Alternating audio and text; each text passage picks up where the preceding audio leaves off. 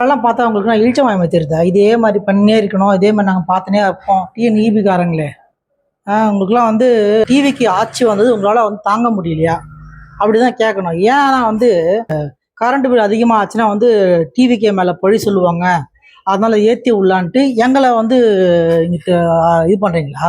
ஆ நாங்கள் ஏதோ கஷ்டப்பட்டுன்னு ஈபி ஏதோ போயின்னு வந்திருக்கோம். தமிழக அரசு வந்து இப்போ வர ஆட்சியில் இருக்க வந்து 200 ஃப்ரீ 500 இதுக்குள்ளே யூஸ் பண்ணலாம் அப்படின்னு சொல்லிக்கிறாங்க.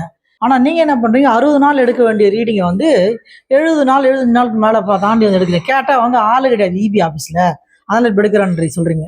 இப்படி எடுத்தால் எங்களுக்கு தானே வந்து எங்கள் தள்ள தானே விழுந்திருக்கு. நான் 600 கட்ட இடத்துல எனக்கு 2000 வந்திருக்குது.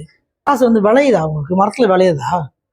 நீங்கள் கேட்குறீங்களா? நீங்கள் இபி ஆஃபீஸில் வந்து வந்தால் 1000 பேச்சு பேசுகிறீங்களா? ஒரு விஷயத்தை ஈஸியாக நீங்கள் முடிக்கிறீங்களா?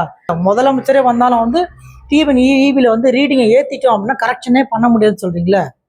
இப்போ நாங்கள் என்ன பண்ணுவோம்? இப்போ நீங்கள் ஏற்றிட்டீங்க, 2500 வருது, நான் 600 கட்டியிருந்தேன், நான் என்ன பண்ணுறது? இப்போ எனக்கு 400 யூனிட் வர இடத்த வந்து வேணும்ட்டு 600 யூனிட்டுக்கு மேலே ஆக்கி விட்டு பொறுமையாக வந்து எடுத்து இப்போ நான் வந்து அதிகமாக கட்டுற மாதிரி ஆகுது. நான் வெறும் 600 கட்டியிருந்தேங்க, இன்னைக்கு 3500 கட்டுற மாதிரி இருக்குது. யார் பொறுப்பு?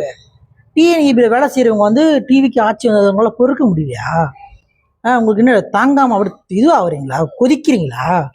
நீங்கள் இதெல்லாம் பண்ண ஆட்சி மாட்டேன்னு நினைக்கிறீங்களா? இப்படிலாம் வந்து மக்கள் வந்து கொந்தளிப்பாங்க, டிவிக்கு மேலே பழி சொல்லுவாங்க, அதனால் வந்து அப்படியே அந்த கதைலாம் இங்கே தேவையே கிடையாது. மாண்புமிகு மின்சாரத்துறை அமைச்சர் திரு நிர்மல்குமார் அவர்கள் தயவு செஞ்சு இதுக்கு நடவடிக்கை எடுங்க. இந்த மாதிரி எதுக்காக ரீடிங் வருதுன்னு சரியான ரீசன் நீங்கள் சொல்லணும். அரசுக்கு எதிராக வேலை செய்கிற இந்த இபி ஸ்டாஃப்ஸை கண்டிப்பாக தூக்கணும். மக்களுக்கு எதிராக வேலை செய்கிற இந்த இபி ஸ்டாஃப்ஸை கண்டிப்பாக தூக்கணும். இந்த மாதிரி நடவடிக்கை கண்டிப்பாக எடுத்து இந்த மாதிரி தவறு வந்து இனி வந்து நடக்கக்கூடாது.